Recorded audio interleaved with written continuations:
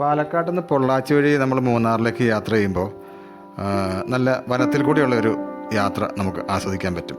പൊള്ളാച്ചി വഴി പോകുമ്പോൾ നമ്മൾ ചിന്നാർ വൈൽഡ് ലൈഫ് സാങ്ച്വറിയുടെ ഉള്ളിൽ കൂടിയാണ് യാത്ര ചെയ്യുക. പോണ വഴിക്ക് നല്ല വനഭംഗിയൊക്കെ ആസ്വദിക്കാം. ഭാഗ്യമുണ്ടെങ്കിൽ കുറച്ച് വന്യമൃഗങ്ങളൊക്കെ കാണുകയും ചെയ്യാം.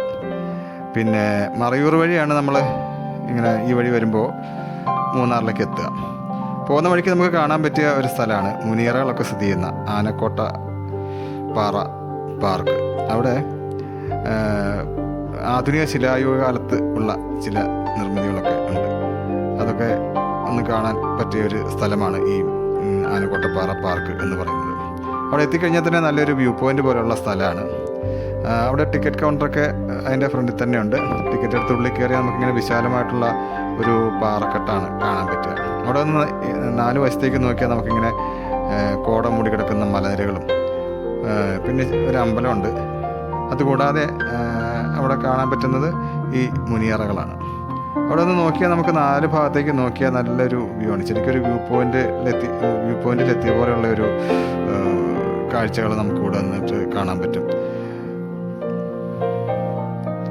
അപ്പോൾ നമ്മൾ ഈ വഴി പോകുമ്പോൾ കാണാൻ പറ്റുന്ന ഒരു സ്ഥലമാണ് ഈ മുനിയറകൾ എന്ന് പറയുന്നത്. അവിടെ കയറിയിട്ട് നമുക്കിങ്ങനെ ആ പാറക്കെട്ടി കൂടെയൊക്കെ നടക്കാം. ഉച്ചക്കൊക്കെ ആണെങ്കിൽ നല്ല വെയിലായിരിക്കും, പക്ഷേ വലിയ ചൂടൊന്നും നമുക്ക് തോന്നില്ല. അതിന് ചുറ്റുമുള്ള കാഴ്ചകളൊക്കെ കണ്ടതിന് ശേഷം നമുക്കങ്ങനെ മുനിയറകൾ ഒന്ന് കാണാം. വളരെ ഭംഗിയുള്ള ഒരു സ്ഥലമാണ് ഈ ഒരു പ്രദേശം.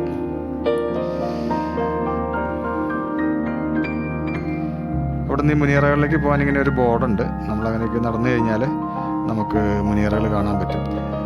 ആധുനിക ശിലായുഗ കാലത്ത് നിർമ്മിക്കപ്പെട്ടതാണ് ഈ മുനിയറകൾ എന്നാണ് പലരിൽ നിന്നും അന്വേഷിച്ചപ്പോൾ അറിയാൻ കഴിഞ്ഞത്.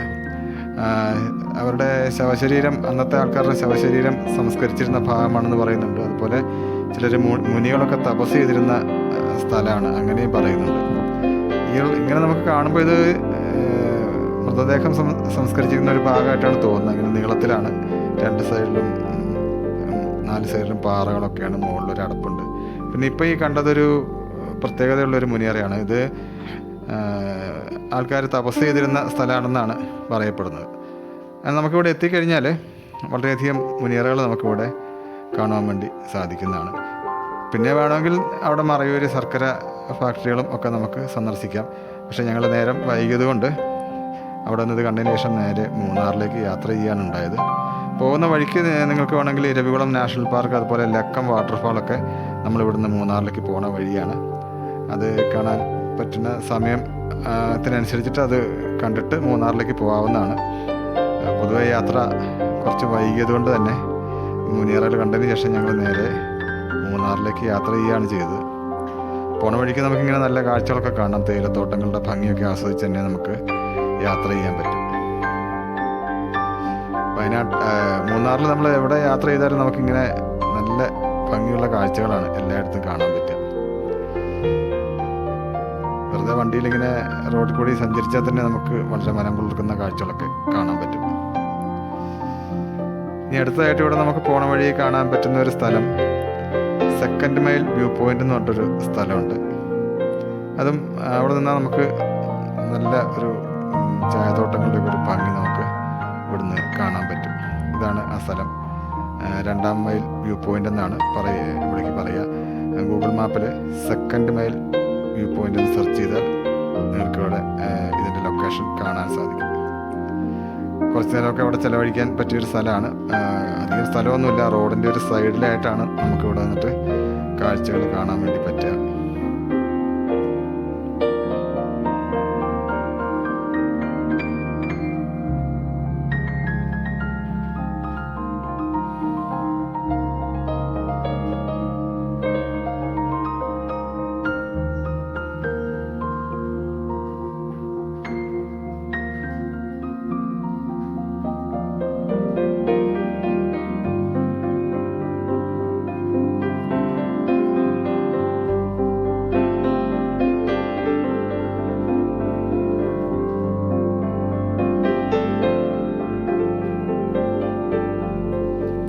അവിടെ നിന്ന് നേരെ പിന്നെ ഞങ്ങൾ റൂം എടുത്തിട്ടുള്ള ഒരു സ്ഥലത്തേക്കാണ് പോയത്.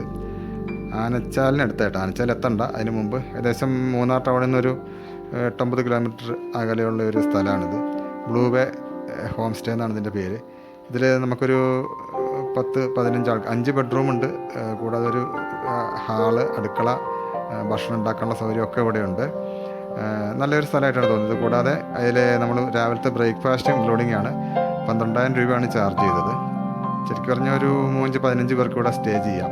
5 റൂം, പ്രൈവസിയുള്ള റൂമുണ്ട്, കിച്ചണുണ്ട്, നല്ല സൗകര്യമുള്ള ഒരു റൂമാണ്. ഫോൺ നമ്പർ ആഡ് ചെയ്യാം. താല്പര്യമുള്ളവർക്ക് കോൾ ചെയ്ത് കഴിഞ്ഞാൽ നല്ലൊരു സർവീസാണ് അവർ തരുന്നത്. പിന്നെ പിറ്റേ ദിവസം രാവിലെ പോയ ഒരു സ്ഥലം എന്ന് പറയുന്നത് ചെങ്കുളം ഡാമാണ്. അതിൻ്റെ ടിക്കറ്റ് കൗണ്ടറുണ്ട്, ഫ്രണ്ടിൽ തന്നെയാണ്. അവിടുന്ന് ചെറിയൊരു ഡാമാണ്, പക്ഷേ ഒരു വളരെ ശാന്തമായൊരു സ്ഥലമാണ്. കുട്ടികളുമായിട്ടൊക്കെ വന്നു കഴിഞ്ഞാൽ കുട്ടികൾക്ക് കളിക്കാനുള്ള കുറച്ച് ചെറിയൊരു പാർക്കൊക്കെ ഉണ്ട്. കൂടാതെ ബോട്ടിംഗ് ഉണ്ട്.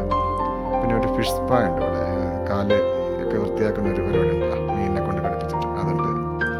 അങ്ങനെ കുറച്ച് കാര്യങ്ങൾ മാത്രമേ ഇവിടെ ഉള്ളൂ. ഇവിടെ നിന്ന് നമ്മൾ നോക്കിയാൽ ഈ ഡാമിൻ്റെ റിസർവയർ കാണാം. ചെറിയൊരു ഡാമാണ്.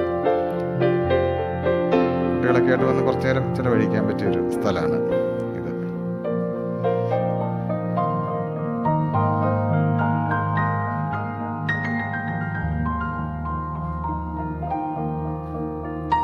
സ്പീഡ് ബോട്ടുണ്ട്. അതുപോലെ 20 പേർക്ക് യാത്ര ചെയ്യാൻ പറ്റിയ ഒരു ബോട്ടുണ്ട്.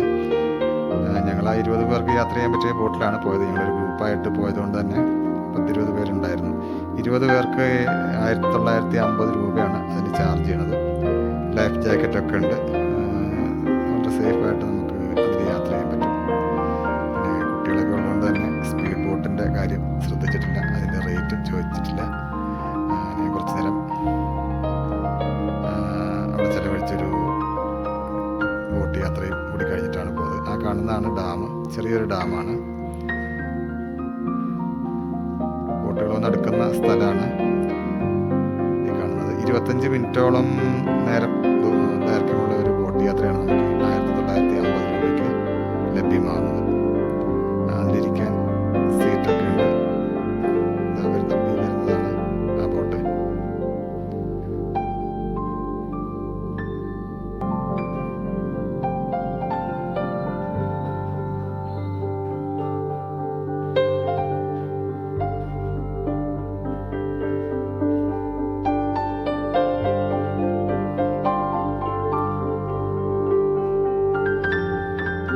കുട്ടികൾക്കും ഒക്കെയുള്ള ലൈഫ് ജാക്കറ്റ് ഇതിൽ ഉണ്ട്.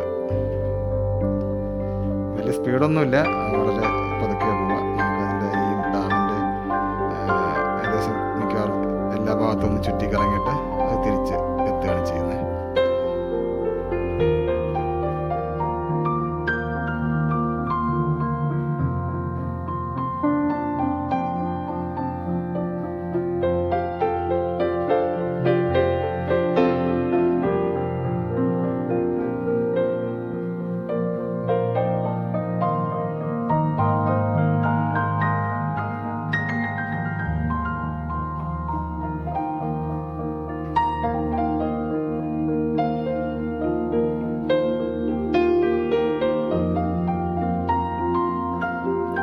കയാക്കിങ്, അതുപോലെ പെഡൽ ബോട്ട്, അതും ഇവിടെ ഉണ്ട്.